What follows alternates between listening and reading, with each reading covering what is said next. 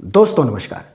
आज हम अपने कार्यक्रम को प्रारंभ करने से पहले दो तीन बातें आपसे करना चाहते हैं।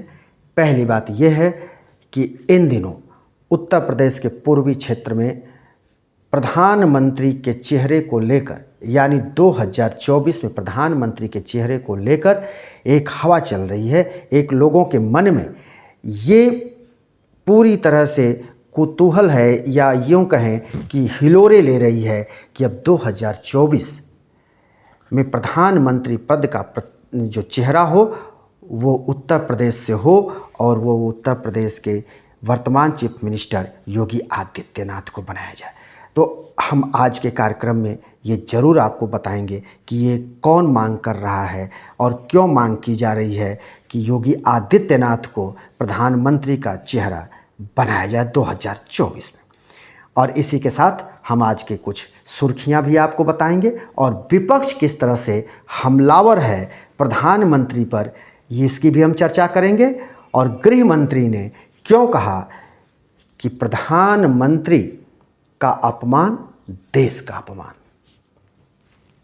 प्रधानमंत्री नरेंद्र मोदी इन दिनों विदेश दौरे पर हैं और वो G7 की मीटिंग में भाग लेने गए थे और आज वो ऑस्ट्रेलिया पहुंच रहे हैं। दूसरी खबर ये है कि देश के अंदर महिला पहलवान जो जंतर मंतर पर पिछले 23 अप्रैल से धरने पर बैठी हैं, उनको लेकर के एक खबर जो आई उसमें कुश्ती महासंघ के अध्यक्ष रहे बृजभूषण शरण सिंह ने कहा है कि हम अपने पॉलीग्राफ टेस्ट और नार्को टेस्ट के लिए तैयार हैं। उधर उनका ये भी कहना था कि मैं चैलेंज देता हूं कि इसी तरह जो वहां पे धरने पर बैठे हैं खिलाड़ी वो भी अपनी पॉलीग्राफ टेस्ट कराएं और नार्को टेस्ट कराएं। इसको लेकर बजरंग पुनिया ने पूरी तरह से स्वीकार किया उनके चैलेंज को और कहा है कि मैं तैयार हूं, नार्को टेस्ट के लिए भी तैयार हूं और पॉलीग्राफ टेस्ट के लिए भी तैयार हूं। तो तीसरी सबसे बड़ी खबर यह है कि प्रधानमंत्री विदेश दौरे पर हैं, तो इधर दिल्ली में उनको लेकर काफ़ी सरगर्मी बढ़ी हुई है। काफ़ी तू मैं भारतीय जनता पार्टी और आम आदमी पार्टी के बीच चल रही है। आम आदमी पार्टी प्रधानमंत्री पर लगातार हमलावर है क्योंकि उसके अधिकारों की बात है और सुप्रीम कोर्ट ने 11 मई को उसको कुछ अधिकार दिए थे अधिकारियों के ट्रांसफ़र और पोस्टिंग के। लेकिन केंद्र के तरफ से एक अध्यादेश लाया गया और जिसमें कहा गया कि नहीं, ये केजरीवाल सरकार के अधिकार में नहीं आता है, ये एलजी के ही अधिकार में आता है। जो दिल्ली के एलजी होंगे वही जो है वही अधिकारियों की पोस्टिंग और ट्रांसफ़र कर सकते हैं, दिल्ली की सरकार नहीं कर सकती।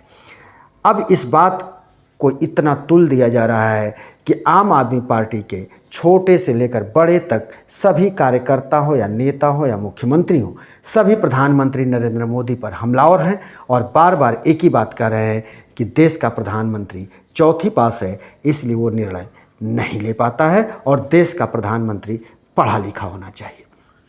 उधर जम्मू एंड कश्मीर के एलजी रहे सत्यपाल मलिक जो अभी भी भारतीय जनता पार्टी के नेता हैं, भारतीय जनता पार्टी से न उन्होंने इस्तीफा दिया है न भारतीय जनता पार्टी ने अभी तक उनको अपनी पार्टी से निष्कासित किया है।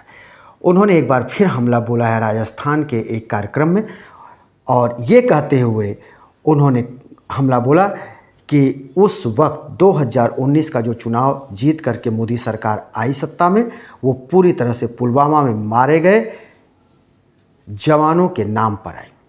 यानी पुलवामा में जो जवान मारे गए उनका ठिकरा एक बार फिर उन्होंने तत्कालीन गृह मंत्री राजनाथ सिंह और प्रधानमंत्री नरेंद्र मोदी पर फोड़ा। उन्होंने कहा है कि नरेंद्र मोदी को जब मैंने फ़ोन पे संपर्क किया तो वो शूटिंग में व्यस्त थे। जब वहाँ से उन्होंने खाली हुआ तो बाहर निकल करके उन्होंने हमको फ़ोन मिलाया और कहा कि ये वक्त है चुप रहने का, तुम चुप रहो।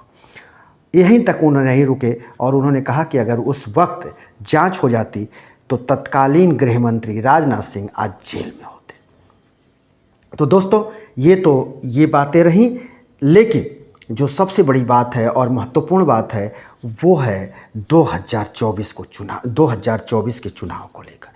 2024 के जो चुनाव आगामी साल होने वाले हैं उसको लेकर देश में लगातार सरगर्मी बढ़ती जा रही है।